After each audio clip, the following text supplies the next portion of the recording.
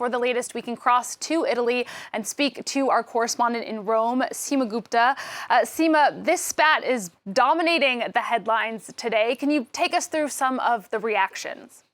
Yes, I mean, it's really all over the papers, or whether they're left or right-leaning. Here you have Corriere della Sera. It's the Milan-based daily, talking about this migrant clash between Italy and France and how the Italian foreign minister has cancelled his visit, saying that this insults were just simply unacceptable. And then you have the left-leaning Repubblica paper talking about the slap from Paris. Taking a very strong stance as well, saying that these types of statements are completely, these problems need to be resolved, perhaps working together rather than separately. And then you have the Turin-based La Stampa paper talking about migrant attacks from France and saying that Meloni is also calling for apologies.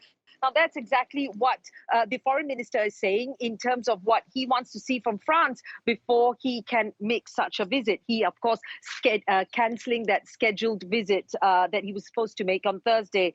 In the right-wing Libero paper, they talk about French thugs accusing Meloni of these arrivals, blaming her for the migrant arrivals. And another right-wing daily, Il Giornale, saying that they beat up those migrants and yet they try to give us moral lessons. So really across the board, talking about this clash between Italy and France on this issue. In Corriere della Sera, there was an actual interview with the foreign minister who cancelled his visit. And he said that, can you imagine if the tables were turned and Italy were to make such statements about France? He says it only has been a few years since 2021 when Italy and France signed that cooperation pact, the Quirinale Treaty as it was known, and yet they are not able to work together on this key issue. And he says he wants an apology. Last month after a huge number of new arrivals. Seema, what's the latest on how the country has been dealing with this increase in immigration? Yes, I mean, it has been a massive increase, more than 40,000 arrivals already in this year. That's a fourfold increase as compared to 2022. And this right-wing government and the parliament says that they want to do everything they can to reduce the influx of migrants. So just on Thursday, parliament passed a new law.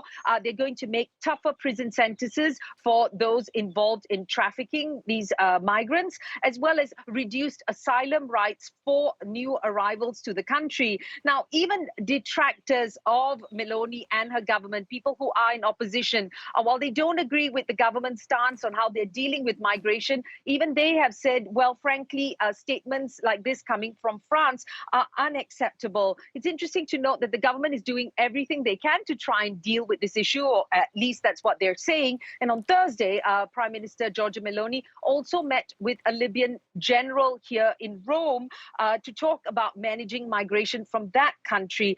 Many migrants, of course, taking that route to coming to Italy, although in recent months we've seen more arrivals from Tunisia. Opposition members saying that they shouldn't be fighting on this issue, but they should be working together. All right, well, we're going to have to see if France's Interior Minister gives Italy the apology that they are asking for. Seema, thank you very much for bringing the latest on that conflict between France and Italy. That's our Seema Gupta reporting there from Rome.